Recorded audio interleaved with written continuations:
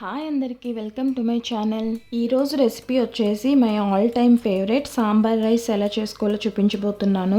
ఇంకా లేట్ చేయకుండా ప్రాసెస్లోకి వెళ్ళిపోదామా. నేను ఇక్కడ 4 to 5 మెంబర్స్కి సరిపోయేలా చేస్తున్నా. మీకు ఎంత క్వాంటిటీ కావాలో దాన్ని బట్టి నేను చూపించే రేషియోలో అడ్జస్ట్ చేసుకోండి.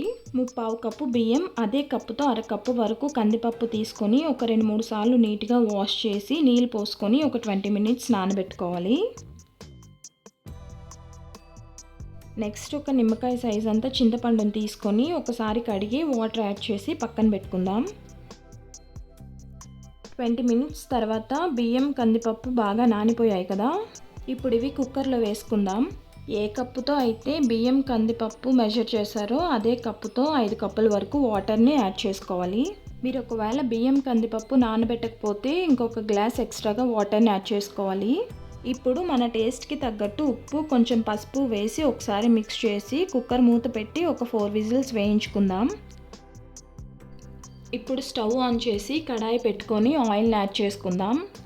ఆయిల్ వేడైన తర్వాత ఆవాలు, జీలకర్ర, 2 ఎండుమిరపకాయలు, 2 రెమ్మల కరివేపాకు, ఒక 10-15 సాంబార్ ఉల్లిపాయలు కూడా వేసుకొని బాగా వేయించుకోవాలి.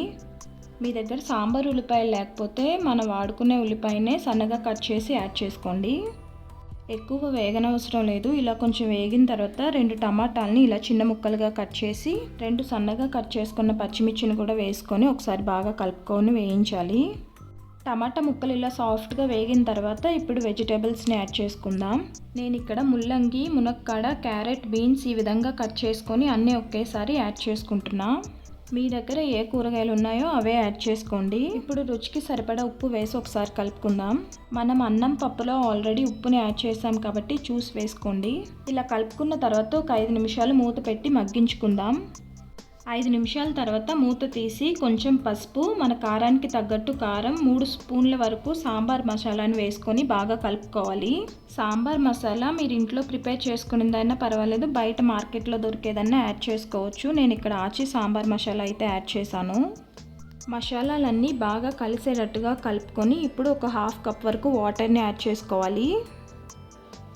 ఇప్పుడు మూత పెట్టుకొని కొంచెం సేపు ఈ వెజిటేబుల్స్ని ఉడికించుకుందాం. ఒక 5 minutes తర్వాత మూత తీసుకుంటే వెజిటేబుల్స్ అన్నీ 60% వరకు ఉడికిపోయాయి. ఇప్పుడు మనం నానబెట్టుకున్న చింతపండు నుంచి తీసుకున్న పులుసుని ఇందులో యాడ్ చేసుకోవాలి.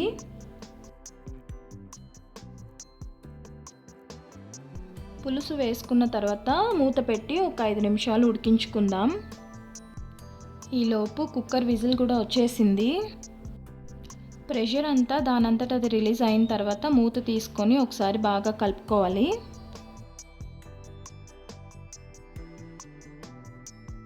చూడండి బాగా మెత్తగా ఉడికిపోయింది కదా.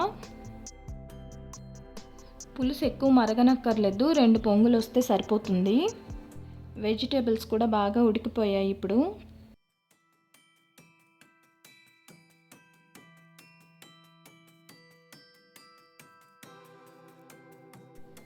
ఇప్పుడు ఇవన్నీ మనం పప్పులో వేసుకోవాలి.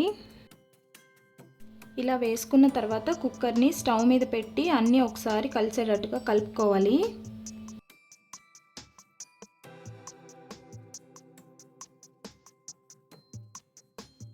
ఇలా కలుపుకున్న తర్వాత మూత పెట్టి ఒక 2 minutes ఉడికించుకుంటే సరిపోతుంది. 2 నిమిషాల తర్వాత మూత తీసుకొని కొంచెం కొత్తిమీర, అలానే 3 spoons వరకు నెయ్యిని యాడ్ చేసుకుంటున్నా. నా ఛానల్ని ఫస్ట్ టైం చూస్తున్నట్టయితే సబ్స్క్రైబ్ చేసుకోండి. నెయ్యి వేసిన తర్వాత ఒకసారి బాగా కలుపుకోవాలి. ఈ కన్సిస్టెన్సీ ఉంటే సరిపోతుంది. చల్లారిన తర్వాత ఇంకొంచెం గట్టిగా అవుతుంది.